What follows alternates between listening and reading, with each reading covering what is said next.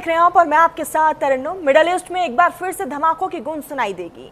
Iran ने America पर cease fire तोड़ने का आरोप लगाया है और कड़ा जवाब देने की बात भी कही है। ऐसे में पश्चिमी एशिया में एक बार फिर से जंग भड़कने का आशंका है। अमेरिकी नौसेना ने ईरान में कुछ सैन्य ठिकानों को निशाना बनाया। यह हमला ईरानी हमले के जवाब में किया गया। वार्ता के बीच इस तरह की तनातनी पर अब कई तरह के बड़े सवाल खड़े हो रहे हैं। रिपोर्ट दिखाते हैं।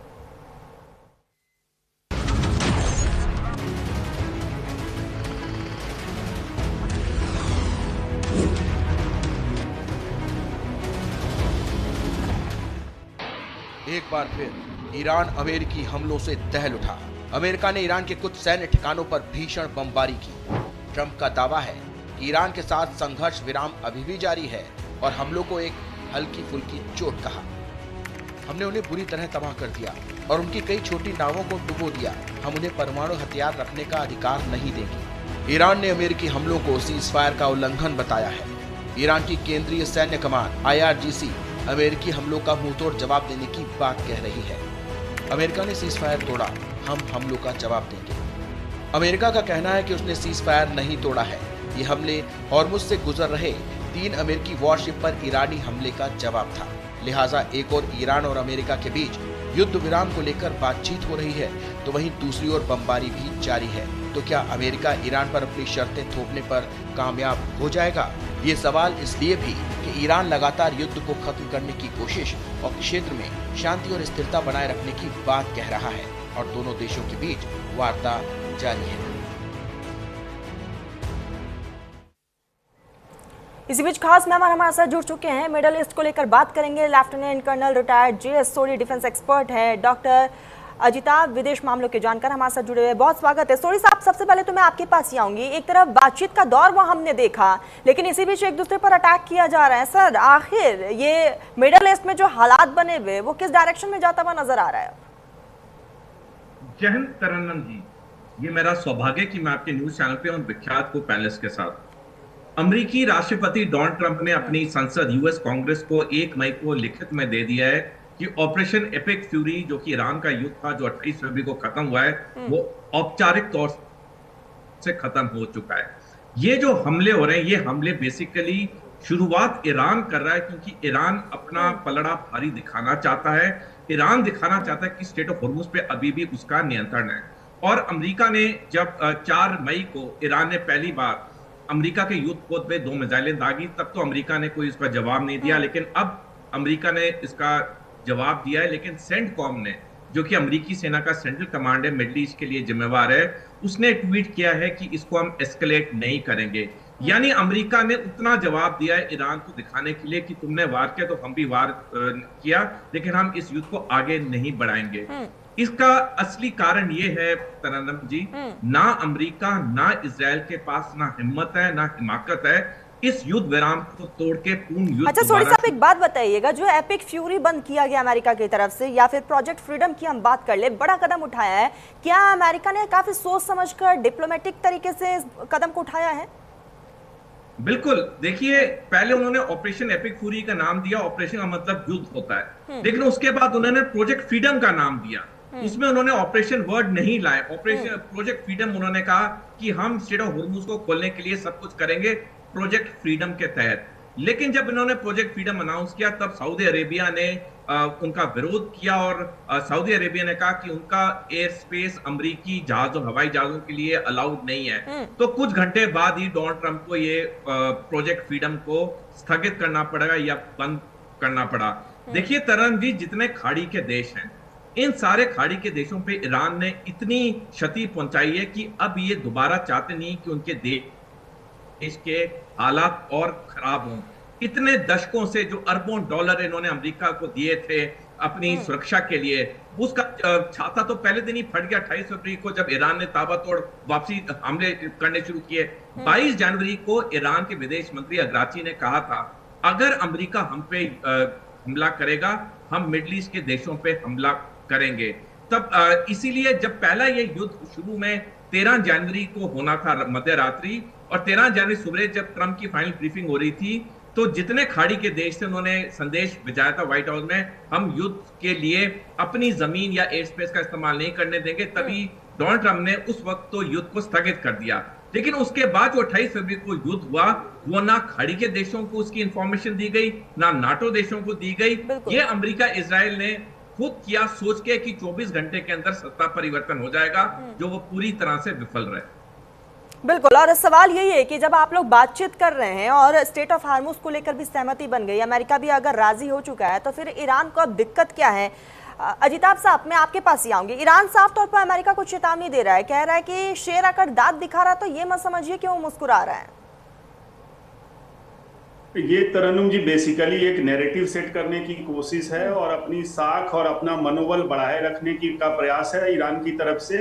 अदरवाइज निश्चित रूप से जो आर्थिक नाकाबंदी हुई है ईरान की अमेरिका द्वारा, वो कहीं ना कहीं कारगर होता दिख रहा है और ईरान दबाव में है, इसलिए वो हॉर्मुज पे किसी भी हालत में कब्जा छोड़ने को तैयार नहीं है, क्योंकि हॉर्मुज उसका सबसे बड़ा हथियार बन के लेकिन सर एक बात बताइए, जब बातचीत हुई थी तो बातचीत में ये हुआ था कि अगर ये युद्ध खत्म होता है, सीज फायर की जब बात हुई तो दोनों मुल्कों की तरफ से शर्तें रखी गई थी। अमेरिका की तरफ से यही शर्त था कि स्टेट ऑफ हार्मुज अमेरिका और के लिए भी खुल जाए, बाकी मुल्कों के लिए भी खोले। तो इसमें दिक्कत क्या है? जब अब तमाम ऑपरेशन को अमेरिका की तरफ से बंद कर दिया गया, तो ईरान को क्या दिक्कत है? वहां से गुजरने दें।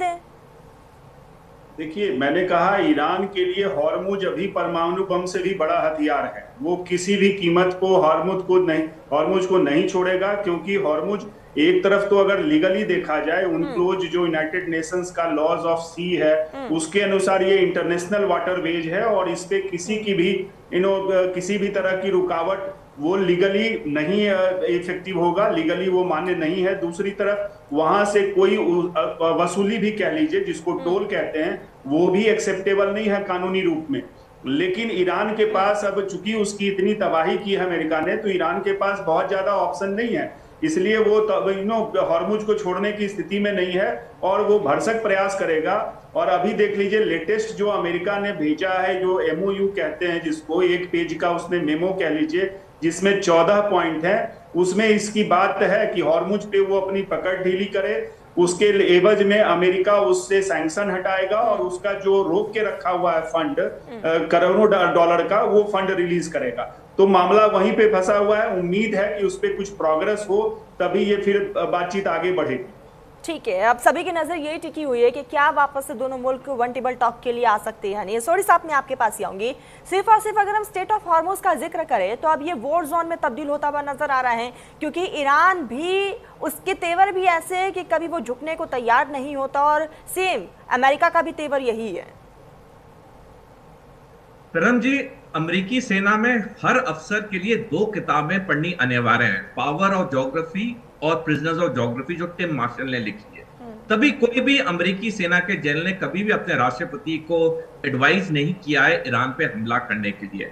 12 फरवरी को भी जब फाइनल ब्रीफिंग हो रही थी ईरान युद्ध की, तब भी अमेरिका के सेना मुखिया chief of joint staff general Dan Caine ने कहा था कि अमेरिका को ईरान पे युद्ध नहीं करना चाहिए, क्योंकि अमेरिका के लिए घातक साबित होगा। लेकिन ट्रंप ने नहीं माना और देखा हमने 40 दिन में क्या हुआ।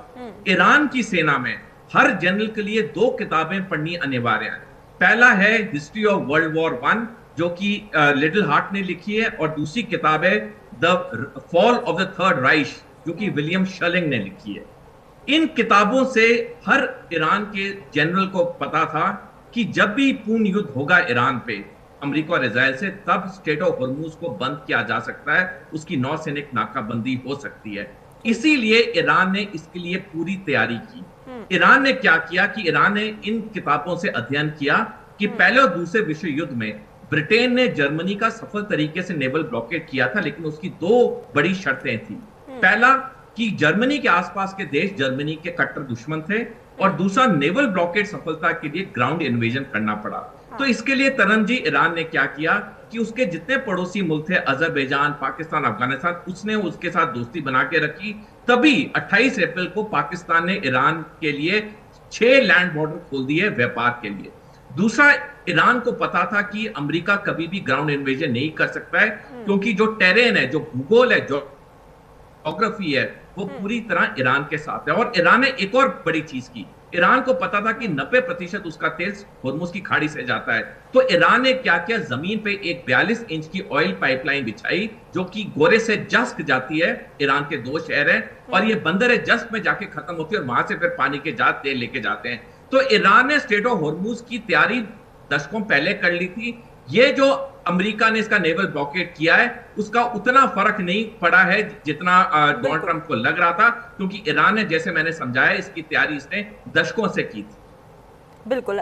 यहाँ पर अजिताभ सर, मैं आपके पास ही आऊँगी, आपसे समझना चाहेंगे क्योंकि कहीं ना कहीं सऊदी अरब और यूएई की भूमिका को लेकर भी कई तरह के सवाल या निशान खड़े हो रहे थे, लेकिन अभी भी उनकी भूमिका पर एक बहुत बड़ा क्वेश्चन मार्क जो है वो लगा हुआ है, क्योंकि जिस तरीके से इन दोनों मुल्कों को दखल देना चाहिए इस पूरे युद्ध में, उन्होंने उस तरीके से नहीं दिया है। किस तरीके से डिप्लोमेटिक वे चेंज होता हुआ दिख रहा है?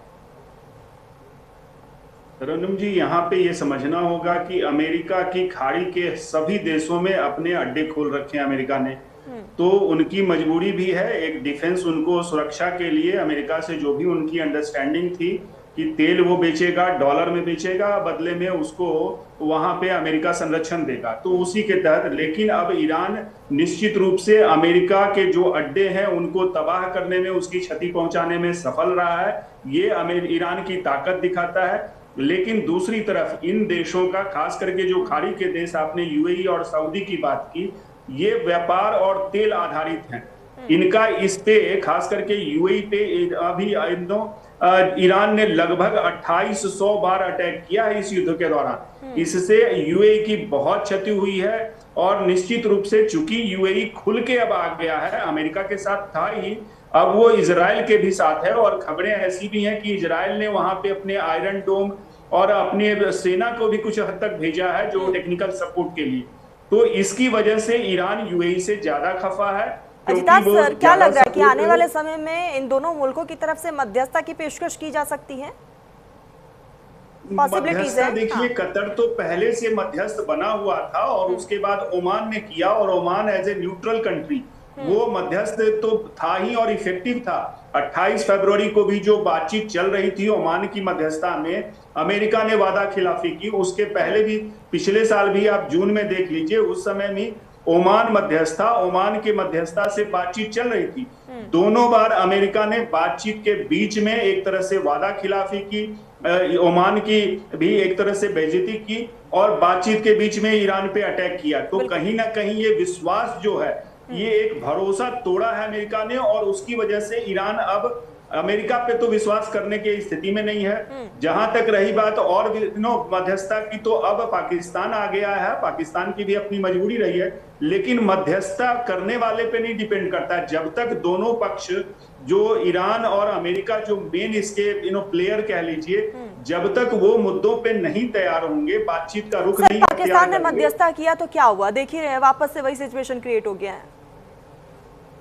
बिल्कुल, वो देखिए, मध्यस्थता तो वो एक पोस्टमैन का काम कर रहा था, एक कुरियर सर्विस दे रहा था। पाकिस्तान की अपनी मजबूरी थी, उसके लगभग 900 किलोमीटर का लंबा बॉर्डर है ईरान के साथ, प्लस जो पॉपुलेशन, शिया पॉपुलेशन और मुस्लिम दोनों कंट्री हैं, तो उनकी पाकिस्तान की मजबूरी रही है।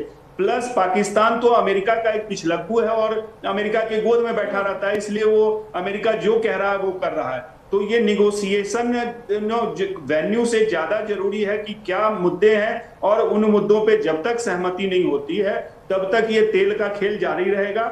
और अब तो लग रहा है कि शायद युद्ध फिर से ना शुरू हो जाए। ठीक है, सबको यही लग रहा है कि कहीं वापस से ये युद्ध शुरू ना हो जाए। सोरी साहब, मैं आपके पास ही आऊंगी। विश्वास की बात होती है, अमेरिका पर ईरान को भरोसा नहीं है। पहले भी हमने देखा, मध्यस्थता हुई, वन टेबल टॉक हुआ, लेकिन अमेरिका की तरफ से अटैक किया गया, पाकिस्तान में जो कुछ हुआ, और अभी जो हालिया सिचुएशन है उसमें भी हम यही देखें कि पहले सीज फायर होता है लेकिन अमेरिका की तरफ से घेराबंदी को हटाया नहीं जाता। वहां पर ईरान बिल्कुल अड़ियल है अपनी बातों को लेकर। क्या लग रहा है सर, ये इस युद्ध का ये अंत नहीं, बल्कि अब जहां से अंत होना था वहीं से एक नई कहानी की शुरुआत हो रही है? 19 जनवरी 1981 को अमेरिका और ईरान के बीच में एल्जियर्स अकॉर्ड संधि साइन हुई थी, जिसमें अमेरिका ने लिख के दिया था कि वो ईरान पे कभी सैनिक हमला नहीं करेगा। 18 अप्रैल 1988 को अमेरिका ने पहला सैनिक हमला किया ईरान पे, जिसे ऑपरेशन प्रेइंग मैंटिस के नाम से जाना जाता है, जिसमें ईरान के 56 सैनिक मरे, 3 युद्धपोत डुबाए गए और 1 हवाई जहाज को गिराया गया। उस दिन ईरान को यकीन हो गया कि अमेरिका पे भरोसा नहीं किया जा सकता और ईरान ने अपनी तैयारी पूर्ण रूप से शुरू की। पिछले साल 12 दिन का युद्ध हुआ जिसमें एक दिन अमेरिका ने भी ऑपरेशन मिडनाइट हैमर किया और अब तो हमने 40 दिन का युद्ध देखा। बिल्कुल। ईरान की जगह तरन्नुम जी कोई भी होगा वो अमेरिका पे कतई भरोसा नहीं करेगा, क्योंकि ईरान ने जो लिखित दिया था 19 जनवरी 1981 को उसे 3 बार तोड़ा है, तो कौन अमेरिका पे अब भरोसा करेगा। इसीलिए ईरान अपनी पूरी सैनिक शक्ति जो कि 60% अभी भी बरकरार है, ये अमेरिका की खुफिया एजेंसीज की रिपोर्ट है ये, तो ईरान ने इस दिन की तैयारी दशकों से की थी। जैसे पश्चिमी मीडिया ने 30-40 साल से दुनिया में भ्रम फैला के रखा था कि ईरान फटीचर देश है, ईरान में कुछ भी नहीं है, ईरान टूट जाएगा, ऐसा कुछ नहीं था, क्योंकि जो लोग ईरान के बारे में अध्ययन करते हैं उन्हें पता था ईरान ने कैसी अपनी तैयारी की। मैं दशकों को एक इंटरेस्टिंग आंकड़ा देना चाहूंगा। दशकों तक दुनिया सोचती रही ये फटीचर देश है, ये अनपढ़ देश है, लेकिन ग्लोबल इंटेलिजेंट क्वेश्चन की रैंकिंग में, यानी कि बुद्धिमान की रैंकिंग्स में नंबर 4 पोजीशन पे दुनिया में ईरान आता है, अमेरिका 18वें पोजीशन पे आता है और इजराइल 45वें पोजीशन पे आता है। ईरान के जितने सरकारी अधिकारी हैं या पोस्ट ग्रेजुएट हैं या डॉक्टर्स हैं, ईरान में औरतों की लिटरेसी रेट 99% है, लेकिन दुनिया में ऐसा भ्रम फैला के रखा था ईरान फटीचर देश है, ईरान कुछ भी नहीं कर पाएगा। जब और यही भ्रम के साथ नेतन्याहू और ट्रंप इस युद्ध में गए, जबकि अमेरिकी सेना अध्यक्ष इस युद्ध के खिलाफ थे, अमेरिकी उपराष्ट्रपति इस युद्ध के खिलाफ थे। तो आप देखिए 40 दिन के युद्ध में कैसी चपेट पड़ी है अमेरिका जैसी महाशक्ति और इजराइल को। मैं एक और मेरे को लग रहा है जो सीज फायर अभी हुआ है, दोनों ही मुल्कों को एक समय मिल चुका है ताकि वो अपने सैन्य ताकत को और मजबूत कर ले। नहीं तनम जी, ऐसा कुछ नहीं है, इनकी सैनिक ताकत बहुत खत्म हो चुकी है। ये मैं आंकड़ों के साथ बताना चाहूंगा। 25 मार्च को न्यूयॉर्क टाइम में खबर छपी कि अमेरिका के जितने मिडिल ईस्ट में 13 सैनिक अड्डे थे उन्हें ईरान ने पूरी तरह बर्बाद कर दिया। जो उसमें 40,000 अमेरिकी सैनिक तैनात थे, या वो किराए के घरों से या होटलों से वर्क फ्रॉम होम करें, एक महाशक्ति के सेना के सैनिक वर्क फ्रॉम होम करें, कितनी शर्म की बात है। 2 दिन के बाद 27 मार्च को इजराइल के 2 विख्यात अखबार टाइम्स ऑफ इजराइल और जेरूसलम पोस्ट ने खबर छापी कि इजराइल के chief of staff general Eyal Zamir ने इजरायली मंत्रिमंडल को बयान दिया है, अगर इजराइल का युद्ध और लंबा चला ईरान के साथ तो इजरायली सेना टूटने के कागार पे, it is on the verge of collapse. तभी कुछ दिन बाद अचानक 8 अप्रैल को डोनाल्ड ट्रंप ने युद्ध विराम की घोषणा कर दी, और अभी 2 दिन पहले वॉशिंगटन पोस्ट में खबर छपी है कि अमेरिकी सेना ने छुपा के रखा कितनी उसे क्षति पहुंची थी अपने सैनिक अड्डों में मिडिल ईस्ट में। तो ये सारे ये विख्यात अखबार हैं, ये क्रेडिबल न्यूज़पेपर्स हैं, और आज तक इन सारी खबरों का ना इजरायली सरकार ने, अमेरिकी सरकार ने खंडन किया है। ये साफ दिखाता है कि ना अमेरिका ना इजराइल के पास अब हिम्मत है या हिमाकत है युद्ध विराम तोड़ के ईरान पे दोबारा पूर्ण युद्ध शुरू करने की। ठीक है अजिताभ साहब, मैं आपके पास ही आऊंगी क्योंकि हम देख रहे हैं कि जो सिचुएशन इस वक्त बना हुआ है, कहीं ना कहीं अमेरिका पर भी एक इंटरनेशनल प्रेशर जरूर है। इससे पहले भी हमने देखा कि स्टेट ऑफ हार्मूज को लेकर नाटो की तरफ से मदद मांगी गई, लेकिन सभी ने इनकार कर दिया, कोई भी खुलकर सामने नहीं आया जिस तरीके से अमेरिका का सपोर्ट करना चाहिए। लेकिन ईरान जो है कई मुद्दों को लेकर वो डटा हुआ है, अपनी शर्तों को लेकर वो डटा हुआ है। इससे पहले दूसरी बार जब बातचीत के लिए इस्लामाबाद बुलाया गया तो अब्बास अराक्ची नहीं पहुंचे। उन्होंने साफ तौर पर कहा कि ये डेलीगेशन नहीं पहुंचेगा क्योंकि अमेरिका से बात करके कोई फायदा ही नहीं है।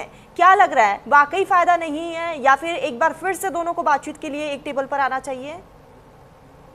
देखिए, कई विकल्पों का प्रयास किया जा रहा है। आप अभी यूनाइटेड नेशन सिक्योरिटी काउंसिल सुरक्षा परिषद में अमेरिका और गल्फ के 5 देश जो हैं, ओमान को छोड़कर, इन 6 देशों ने एक अभी प्रस्ताव भी सुरक्षा परिषद में पेश किया है, और उस प्रस्ताव पे भी आजकल में बातचीत होने वाली है और अगले वीक में उस पे वोटिंग होगी। तो अमेरिका तो एक तरफ दिखा रहा है कि वो बातचीत, डायलॉग और डिप्लोमेसी पे भी काम कर रहा है, दूसरी तरफ चीन पे भी प्रेशर दे रहा है, क्योंकि चीन ईरान का सबसे बड़ा सपोर्टर है, आर्थिक भी और रणनीतिक भी। तो चीन के थ्रू भी प्रेशर देने की कोशिश अमेरिका की जारी है, और अगले 14 और 15 मई को इसी महीने अमेरिका के राष्ट्रपति की चीन का दौरा है, उसमें भी कुछ इस तरह की बातें आएंगी, और उससे चीन और अमेरिका दोनों प्रेशर में है। इसमें कोई दो मत नहीं है कि अमेरिका भी बहुत ज्यादा प्रेशर में है, क्योंकि अमेरिका के डोमेस्टिक में ही आप देखिए तो वहां कीमतें बढ़ी हैं, तेल गैस की बढ़ी है, महंगाई बढ़ी है, बेरोजगारी भी बढ़ी है। लेकिन दूसरी तरफ ईरान भी अभी परेशानी में है। आर्थिक नाकाबंदी और टोल कलेक्शन ना होने की वजह से अभी जो खबरें आ रही है कि IRGC के सैनिकों को भी सैलरी के दिक्कत हो रहे हैं, जो उनके सैनिक हैं, उनके जो सरकारी कर्मचारी हैं, उनको भी हो रहा है। प्लस फूड क्राइसिस की भी बात है, क्योंकि ईरान वैसे तो सेल्फ सफिशिएंट है,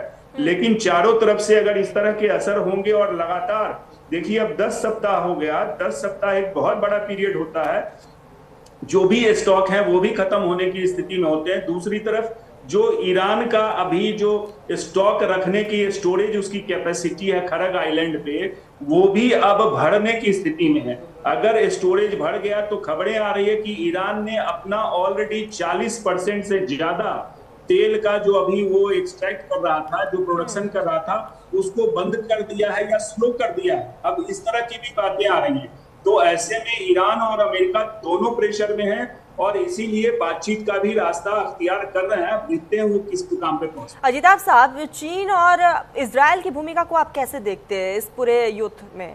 क्योंकि मिडल ईस्ट में जो हालात बने, चीन ने भी सक्रिय होकर इसमें दखल दिया है।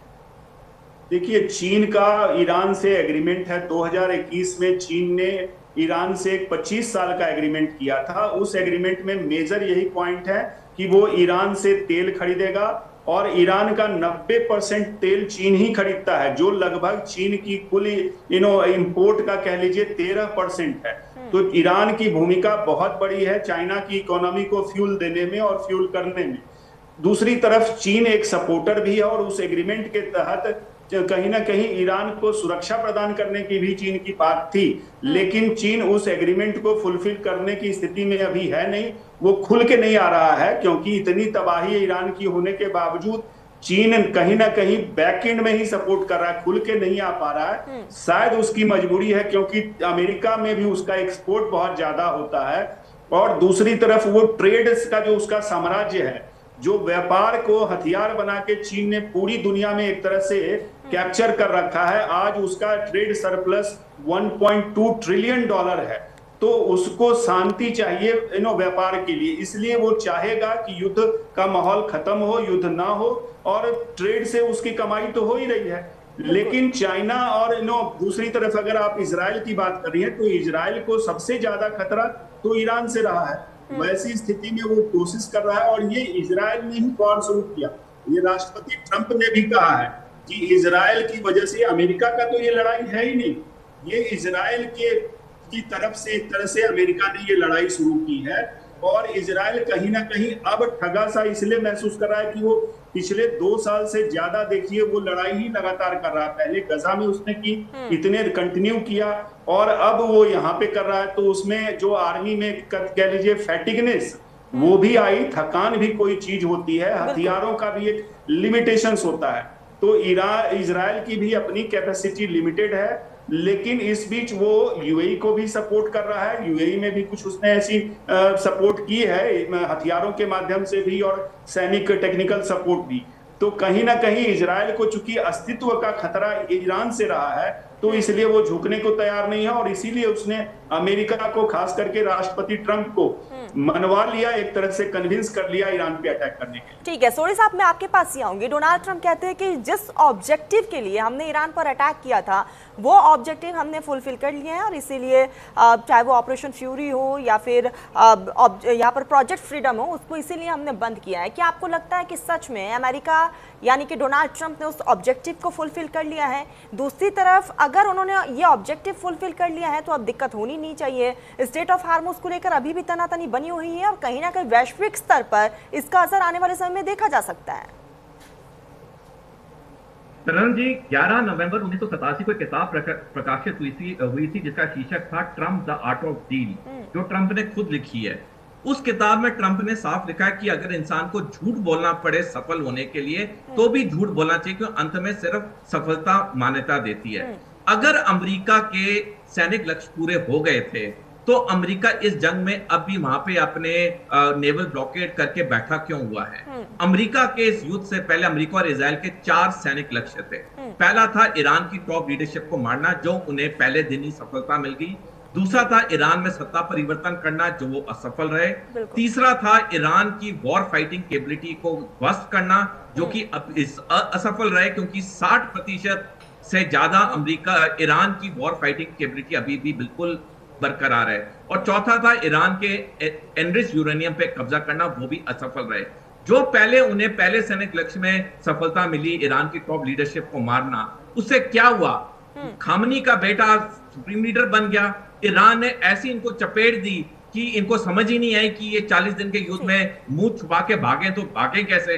तो अमेरिका और इजराइल के कोई भी सैनिक लक्ष्य पूरे नहीं हुए। देखिए, सैनिक पढ़ाई में एक चीज साफ सिखाई जाती है कि जो भी युद्ध होता है उसमें जो पक्ष अपने सैनिक लक्ष्य पूरा करता है वो जीतता है, जो पक्ष अपने सैनिक लक्ष्य पूरा नहीं करता है वो हारता है। अमेरिका इजराइल का कोई भी सैनिक लक्ष्य पूरा नहीं हुआ। अगर मौजूदा हालात को हम देखें तो क्या लग रहा है कि आने वाले समय में नेवल वॉर देखने को मिल सकता है? देखिए तनम जी, नेवल वॉर का तो सवाल नहीं पैदा होता, क्योंकि जैसे मैंने नेवल ब्लॉकेड के पहले बारे में बताया, ईरान ने उसके लिए पूरी तैयारी की हुई है दशकों से। ईरान ने स्ट्रेट ऑफ होर्मुज को बाईपास करने के लिए गोरे से जस्ट जमीन पे 2 शहरों के बीच 42 इंच की ऑयल पाइपलाइन बिछाई है, जो कि सोरी साहब, माफी के साथ मैं आपको रोकना चाहूंगी। सोरी साहब, अजिताभ जी, बहुत कीमती वक्त आप दोनों ने हमें दिया, वक्त की बेहद कमी है, आप दोनों का बहुत बहुत शुक्रिया। फिलहाल रुकते हैं पर एक छोटे से ब्रेक के लिए, जल्द हाजिर होंगे, बने रहिए न्यूज़ इंडिया के साथ।